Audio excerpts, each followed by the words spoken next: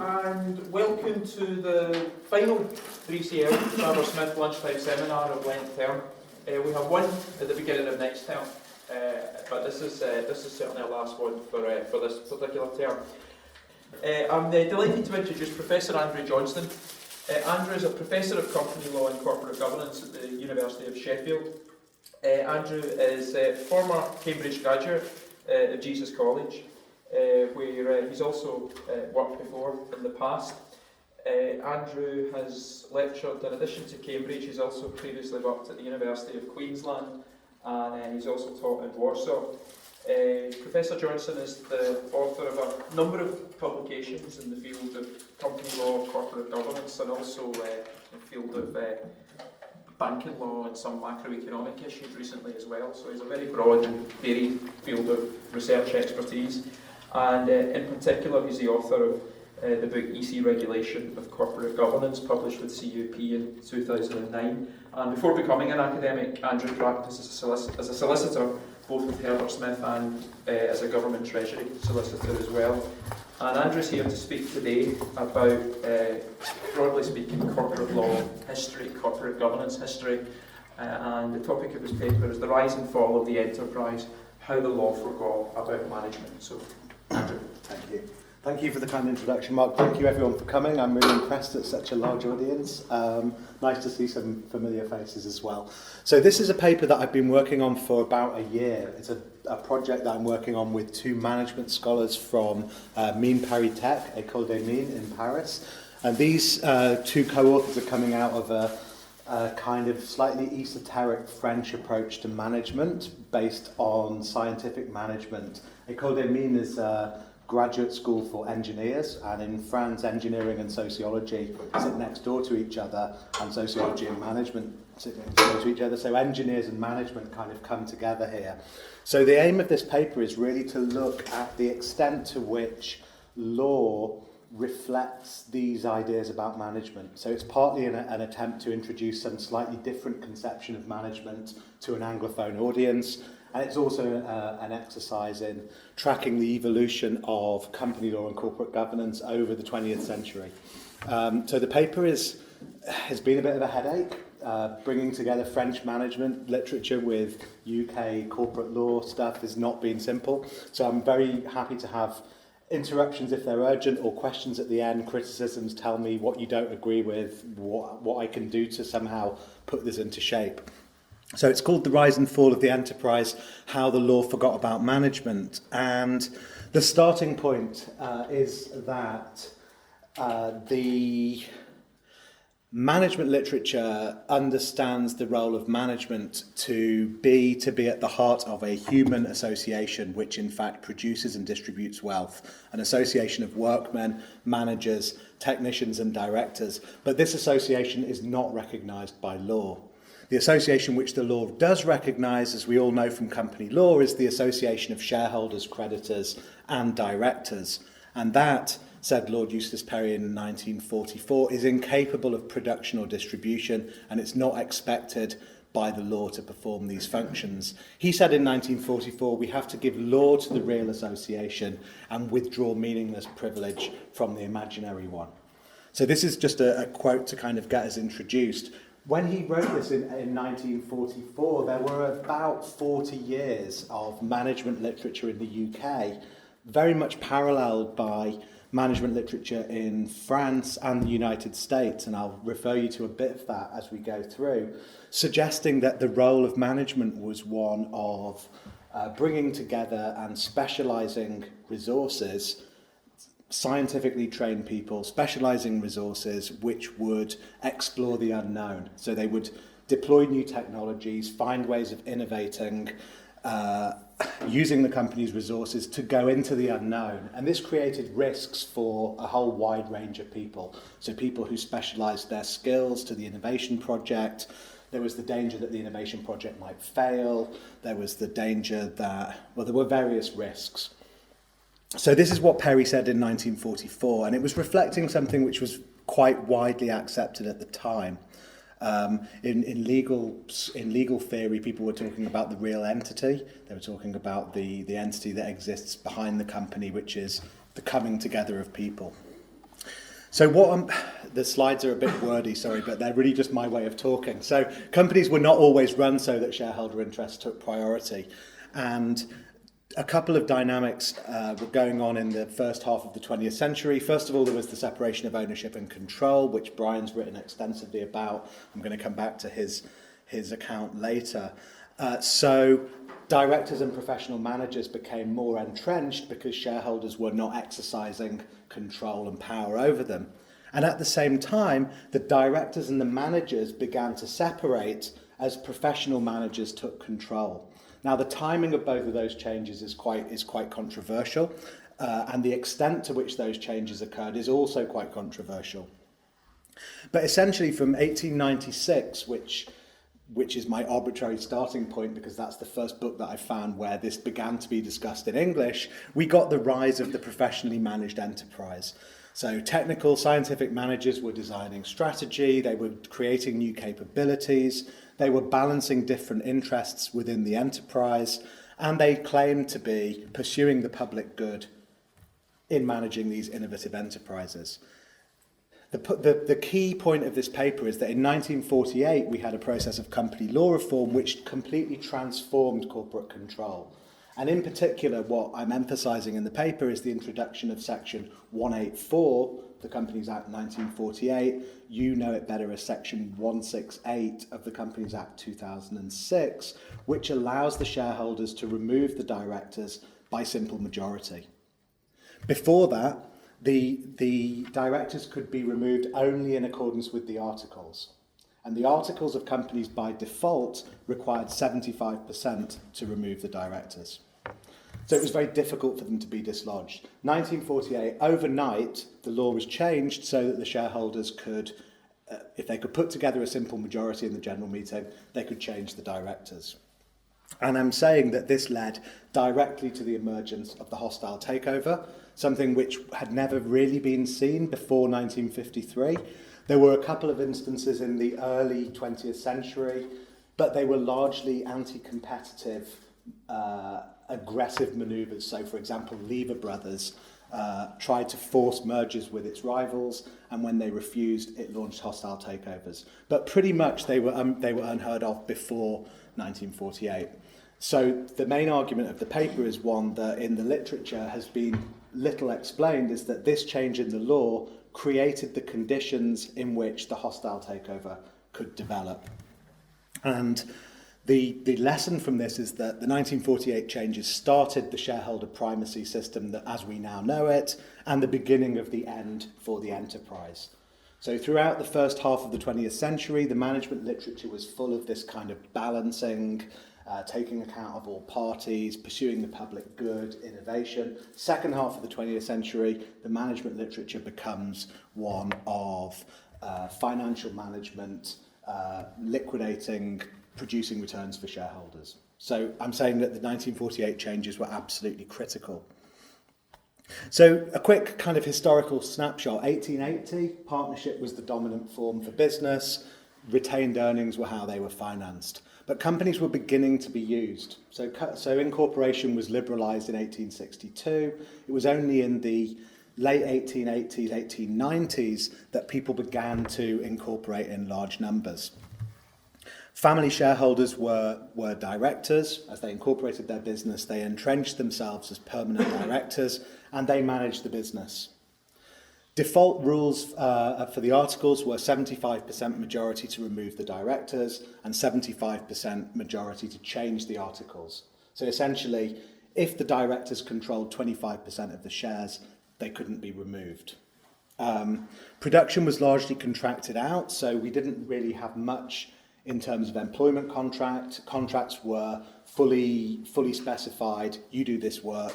There was no need for a power of direction. So my management colleagues are always pointing out that the shift from piecework to the contract of employment is indicative of the growth of the professional manager, who required a power of direction because he couldn't specify in advance what people would be doing. So he would send people to different tasks, they would develop innovative strategies. None of this could be set out in contracts beforehand. And if we look at economics, Walras was still talking about the entrepreneur. So by then, not much was changing. 1900, we begin to see the emergence of the enterprise.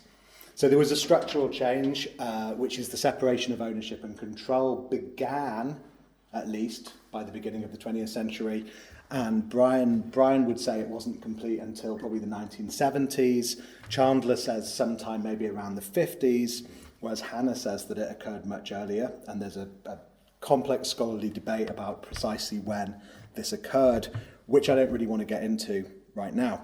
But there's also a functional change, and this is what's coming out of the management literature. There was a shift from production, simple production of pre-specified goods, to innovation within enterprises.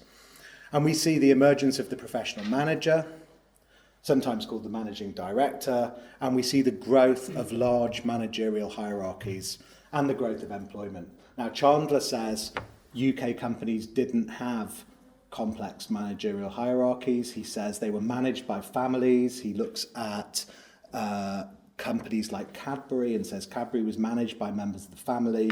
There was no hierarchy. There was no sophisticated structure. These companies were very rudimentary. Now, if you look at books from the turn of the 20th century, we can already see organisational charts which show multi-tiered hierarchies with a general manager or a managing director at the top, and then a whole series of people going further down. I think Chandler looks at what in the US would emerge was a multi-divisional corporation with very rigid functional separations, and then he looks at the UK company and he says, this is rudimentary, this is not sophisticated, this is why Britain fell behind, because we had family at the top and then not much underneath, and the family didn't necessarily know what they were doing. But without entirely contradicting what he says, there's plenty of evidence of professional managers emerging during the first half of the 20th century.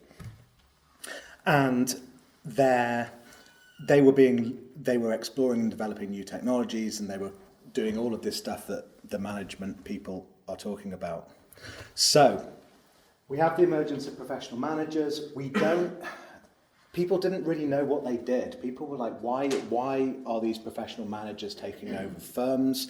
By 1928, Stanley Baldwin was talking about public companies and saying, well, the directors are pretty useless, but there's whole swathes of professional managers who do a very good job. And so there was a kind of a quest in the management literature to legitimate what was going on. So the beginning of the separation between directors and managers, board was having financial control, but managers were increasingly running the business.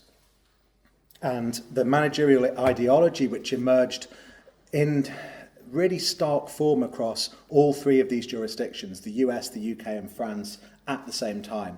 So starting from 1896 and running right through at least until the 1950s in all of the jurisdictions. So trying to summarize what this literature says, we have a quasi-profession, so we have a kind of an ethics of professionalism.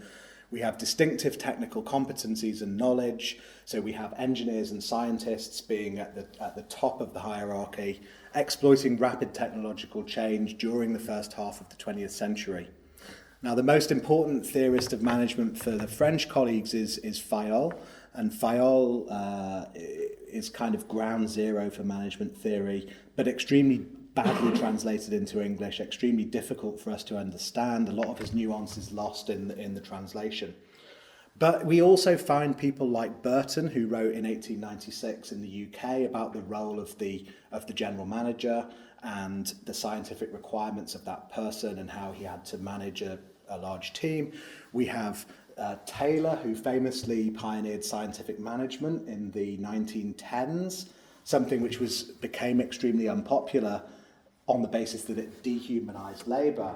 But at the same time, Taylor was espousing kind of empowerment of employees and the bringing their knowledge along so they could perform at their absolute best. And in fact, Taylor's scientific management was endorsed by the UK government in 1919 in a pamphlet called Scientific Management, where they urged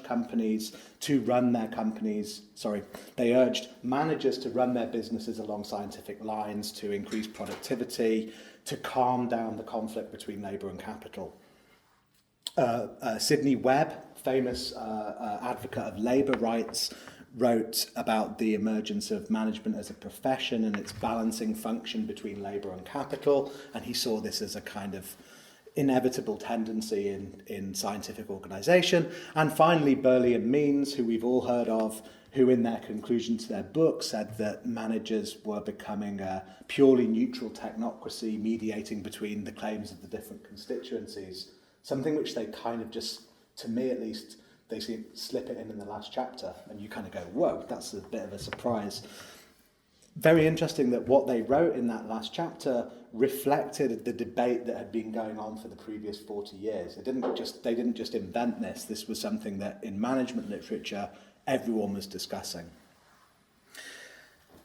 So some more things about they were supposed to innovate, explore the unknown. I'm not going to present this because this is not my this is the management part. So this was essentially the role of the managers. So if we turn to company law in the first half of the 20th century, we can see that this notion of the enterprise, this notion of the scientific manager, was accommodated by the law, but it was not protected by the law. So we can look through some of the basic structural aspects of company law, and we can see certain things which made this feasible. So, for example, shareholders could not instruct directors. We've got the case of Cunningham, we've got the case of Quinn and Axton's. We see this principle emerge simultaneously in the US and the UK. The rationale for not allowing the shareholders to interfere with the directors is different, but the outcome is the same. And we could suggest that an author called Hurst in the 1970s suggests that the reason the courts were not allowing shareholders to intervene is because they recognised public policy was to leave control in the hands of scientific experts and not allow other people to interfere. There were well-known limits on litigation, so the derivative action shareholders couldn't sue if they didn't like the way it was being run. So further giving autonomy to the directors and to the managers who sat underneath the directors. By default, 75% majority required to remove the directors. Now, I don't know, I haven't done a check of the articles of every single company during this period, but the default rule was 75% majority required. So the directors could not be removed if they held 25% of the shares. Directors had a duty to act in good faith in the interests of the company, and as Mark showed in his paper, that was never used to create accountability to shareholders. And the ultra vires rule was what was used to control what directors spent the company's money on, and that also was very rarely activated to challenge a managerial decision. The only case I could find was the case of Tomkinson and South Eastern Railway Company, where the court ruled ultra vires a decision to spend the company's money on improving, it was a railway company, and they were going to fund an exhibition in London on the basis that by funding the exhibition in London, more people would use the railways to get to the exhibition. And the court was like, we have to draw the line somewhere, and this is where we're drawing the line. This is nonsensical. So it was very difficult for shareholders to challenge how managers were allocating resources within companies. At the same time, however, there was no positive recognition or protection of the function of management. And this is partly why this paper's been so difficult, because the French colleagues keep saying, you need to show us what does the law say about management. And I keep saying, the law doesn't say anything about management. So I've been digging and digging. The recognition of the practice of appointing a managing director. So Table A gradually reflected the appointment of a managing director, and Cartmell's case from 1874 showed that companies were also appointing general managers who were not necessarily directors. But the case law was basically negative. So it said what the directors cannot delegate. They can't delegate to managers stuff to do with the company's capital. They can't delegate to the managers things which are explicitly reserved to the board and only to the board. And so there was no positive conception of the role. Now, in one case in 1908, a company tried to give a professional manager complete autonomy on the basis that the board would not interfere with what he decided. They said, you will run this plant, you will have full control over the resources used in the plant, and you will use them in production, and we, the board, will not interfere with you. And this was successfully challenged, and the court said, this is ultra vires, the board cannot do this, because it contradicts the articles. So, although it wasn't protected, shareholders found it very difficult to challenge the way that companies were being run. But Keynes referred to these as natural developments. So in 1926, in his pamphlet, The End of Laissez-faire, Keynes says, this is a natural development. Companies are becoming quasi-socialist, they're becoming socialised, they're taking wider responsibilities. While we don't necessarily approve of them, they're natural tendencies that go with the technological current of the times, not something that we can oppose. So directors and managers remain difficult to remove. Numbers of professional managers continues to increase throughout the first half of the 20th century. So the management literature is putting forward this role of managers as being neutral, scientific expert, balancing public good, things that we might now equate a little bit with corporate social responsibility, but let's leave that to one side. Lawyers around the time are discussing the real entity, and this kind of fits nicely with the account of management, saying that people come together, they produce together, they create something which is bigger than them. It's an association that should be given legal personality. That doesn't go anywhere. The real entity doctrine kind of comes from Germany, gets discussed for about a decade, and then kind of disappears again. But the economists at the same time were making what looked like very modern arguments today. So Hawley, writing in 1900, says, salaried managers have to make choices using ingenuity and judgment, so it's reflecting the kind of scientific approach to management, but the enterprises, the shareholders, they're the ones who bear the consequences of the choice. So he's already saying, well, you management people say that the manager has to specialise to the firm's requirements and that the employees bear risk because they're caught up with the venture. Well, I say to you, the only people bearing the consequences of the choice are the shareholders, because they're the ones that underwrite the company's liabilities. Similarly, if we look at Knight in 1924, Frank Knight writing about uncertainty, he makes the kind of bold claim that all management is essentially routine. And that it's only the shareholders who guarantee the company's obligations in the face of the inherent uncertainty, the unquantifiable risks of the world. Only the shareholders bear risk. So by 1924, we've got a kind of a split. We've got the management literature saying managers should be balancing, they should be scientific innovators, acting in the public good, and we've got the economists saying only the shareholders bear risk, everyone else gets paid. I mean, this is Easterbrook and Fischel 80 years before they wrote it, right? It's just the same thing going around. Now, people were doubting about management's pluralist mission. So managers are saying, we're balancing this thing. Burley, for example, in his exchange with Dodd, was saying that this is basically indeterminate. Managers can prioritise whichever group they want. They may serve themselves, claiming to be balancing. So this was not uncontroversial, but there was a huge debate running through the whole of the first half of the 20th century. Then comes the Cohen Committee, 1942 to 1945. This is one of those periodic reviews of UK company law. So there was the 1929 Green Committee, Cohen Committee in 1945, then we got the Jenkins Committee in 1962, and we keep having them, right? So the Cohen Committee, what was their mandate? It was to review the safeguards afforded for investors and for the public interest. And this was reflecting wider debates at the time. There were accounting scandals, there were the political pressures to think about the role of the company in society, and you can look at people like Tawney and Lasky, who were saying companies need to be run for a wide range of interests. So they had this mandate. There's a very interesting historical analysis by an author called Clift, who looks at how the mandate started off very wide and gradually got narrowed by the ministry. So it became narrow, but they were still asked to look at the safeguards afforded for investors and for the public interest. When you read the proceedings of the committee and you read their report, they focus almost entirely on shareholder protection. There's no significant discussion of the public interest. There's nothing about the function of professional managers. So the entire first half of the 20th century debate about management, the legitimation of these scientific competencies is completely omitted. Key members of the committee during the proceedings, they said things like the shareholders are owners, they're those on whom the first loss falls, very much echoing the economists. They called the company's money the shareholders' money, which is very problematic from a company law point of view because the company's money is the company's money.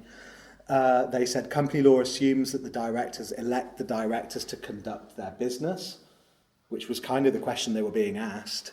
And they also say that shareholders' control is the most important point in company law. So it's pretty obvious where they're going with these assumptions, and we get significant reductions in director and management autonomy. So the Companies Act 1948 is fundamental modernisation of company law. Like post-1948, it looks like what we see today. It's much less sophisticated, it's much less complicated, but it's modern, it's recognisably modern. So we get modernisation of accounting. The directors have to sign off on the accounts as being a true and fair view. We get a prohibition of hidden reserves, which the directors were using to kind of smooth dividends over time to keep the shareholders happy.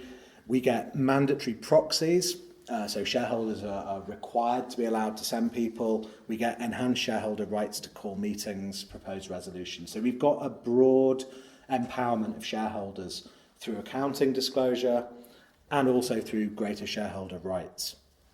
But the most important change I'm saying today is Section 184 of the Companies Act 1948, a mandatory rule allowing the removal of directors by simple majority.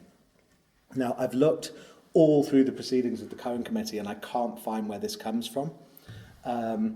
Representatives of the stock exchange came into Cohen and said, we think there should be a mandatory power to remove the directors by special resolution, by extraordinary resolution. We want a mandatory rule that they be removed by a 75% majority. And that reflected the stock exchange rules at the time. Sometime in between 1900 and 1945, the stock exchange rules required companies to include in their articles a power to remove the directors by 75% majority. Cohen said to the stock exchange representatives, I certainly agree they should have that power, 75%. Then they produced the report, and the report said the shareholders should be able to remove the directors by simple majority. There's no discussion anywhere in the publicly recorded hearings of that proposal. It went through Parliament. Some people didn't know the difference between special resolution and ordinary resolution. Some people were worried that directors might face kind of embarrassment if they were removed from their position. Nobody talked about whether this would impact on the control of companies. Commentary at the time kind of overlooked the change. So there's an article by Dodd, for example, an article by Carl Freund, completely overlooked it. 1960s, Wedderburn completely overlooks this. He says, the power to remove the directors by ordinary resolution in practice has meant little, which is interesting coming from Wedderburn, who was so concerned about the position of employees within companies. And ever since, so we still find statements today saying that this Companies Act 1948 did not do much to change the balance of control within companies. We find a quote from, we have a little interlude now, a quote from not Bernard Manning, but Bayliss Manning. Bayliss Manning criticising the kind of the push to turn the clock back. So he says, finding the shareholder a passing investor, we've insisted that he's an owner and a member of an electorate. finding managements to be the hirers of capital because they're entrenched, they can't be moved. We've tried to bury this disquieting fact by calling them the hired hands of the shareholder owners. Finding control to have slid away from ownership, we've sought to put the control back where it belongs. And pressed by the evident economic need for flexible centralised management, so scientific specialists heading up hierarchies, we've sought to decentralise decision-making and give it back out to the shareholders. So pretty critical of the changes that he was observing. So why is Section 184 so important? Because it led directly to the emergence of the hostile takeover. So we can look at, for example, Hannah. Hannah tentatively explained the emergence of the hostile takeover from 52 on the basis of the accounting changes. He said, well, you came along, you looked at a company, suddenly you had reliable accounts, you could see the assets on the balance sheet were undervalued, you could see there was surplus value that could be liberated, so therefore it was easier to launch hostile takeovers. And it's not to dispute that better accounting made hostile takeovers easier, but Section 184 has been completely overlooked. Section 184 operated like a breakthrough rule. It said once you get a majority of the shares, you can take control of the board, whatever is written in the Constitution. And in the paper, I go through a number of takeovers that occurred during the 50s and the 60s and show that I mean, basically what happened, Hannah's article of 2007, which Brian has questioned some of the methodology about the separation of ownership and control. But Hannah's article of 2007 shows that in listed companies in the first half of the 20th century, the directors and their associates tended to control somewhere between 25 and 40% of the shares. That meant they could not be removed. They were effectively entrenched.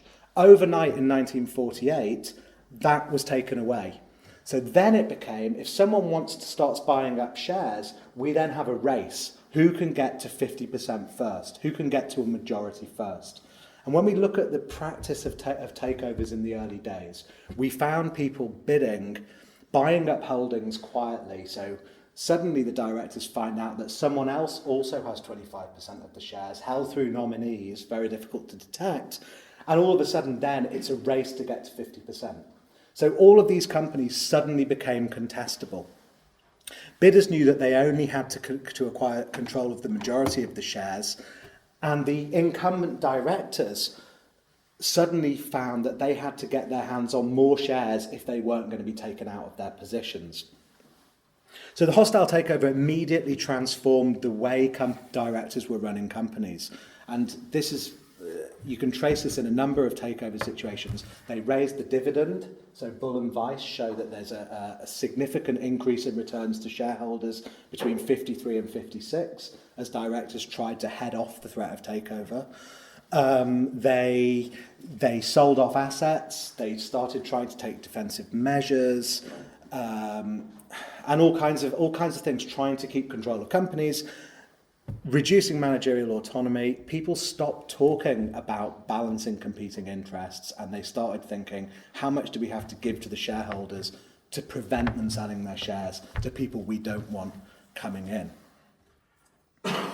So this has really been very little discussed, and it seems strange, like as lawyers, we haven't sought to explain why the hostile takeover started in 1952, 1953, and here we have a very simple legal explanation. It may be because the contents of the articles of companies is a bit vague. We don't know what the articles of every single company look like, but we do know that Table A was designed to be something that most companies wanted to adopt most of the time. So there is a massive, I guess, historical project to try and work out what the articles of all of the big companies said. I'm not sure if I'm the person to do that. Okay, so then from the 1960s, I mean, basically hostile takeovers became accepted. Policymakers, I think the Economist was the first publication in 54 to start saying takeovers are good for efficiency. Bank of England accepts in 59, Jenkins Committee accepts in 62. City Code comes along in 68 and prevents directors from defending hostile takeovers. And then it's basically established as a practice. So companies are now always contestable. Then we get the Bank of England pushing for non-executive directors from the 70s. Board gradually becomes recast as a mechanism for holding management accountable to shareholders, greater control over management. And at no point is there any discussion of what management requires. All of this debate from the early part of the 20th century is completely forgotten. Innovation, balancing public interest, all of those things have disappeared. So what are the key implications of this complex, long story that I'm trying to squeeze into for 35 minutes? Shareholder primacy corporate governance system is a policy choice. It was driven by law and by policymakers rather than a market outcome. Shareholders were buying shares in companies on the basis that the directors could not be removed except by 75%, and the law enhanced their rights, gave them a right that they didn't pay for. Greater accountability to shareholders has reduced the autonomy available to directors and managers, so the enterprise has kind of disappeared. Managers developing competencies has kind of gone. And I think this is the third bullet point, as these wider concerns have been bracketed. This is an article by Andrew Johnston in Washington and Lee 93. Destructive side effects have been produced, and so we've seen constant crises of corporate governance all the way through the 70s, 80s, 90s, noughties, 10s. But no real appetite for wider law reform. No one's really thinking, is this actually a product of the changes that we made back then? We're talking about short-termism, we're talking about more shareholder empowerment to solve the problem of short-termism. We're talking about more shareholder empowerment to make companies be more sustainable. But all the evidence is that before 48, companies were more long-term and more sustainable. This is not to say that UK companies were some paragon of virtue. They were clearly behind German, French and US companies in terms of trained engineers, professionalised management. But this change has been little discussed. So the way forward, we need, my co-authors especially say, we need further research on how this view of management can help us to better understand corporate governance. And a famous article by Blair and Stout that lots of you know, the team production theory, is kind of an attempt to revive what came earlier, but it doesn't really have any account of management in it. So if you remember their team production theory, they talk about employee investments in firm-specific human capital, but they never explain where it comes from. It's just one day the employees have made investments in firm-specific human capital. This view for management says it's the managers who guide these investments in firm-specific human capital. So Blair and Stout's team production theory is kind of a step on the road to understanding what's been lost. So we're not calling for a return to managerialism. It was not perfect. There were lots of issues, but we need solutions within corporate governance to allow management to play the role expected of them. So the question is, how can we reconcile the autonomy that managers need with the accountability that we think society needs to demand of managers? So I'm going to stop there and not give you the proposals.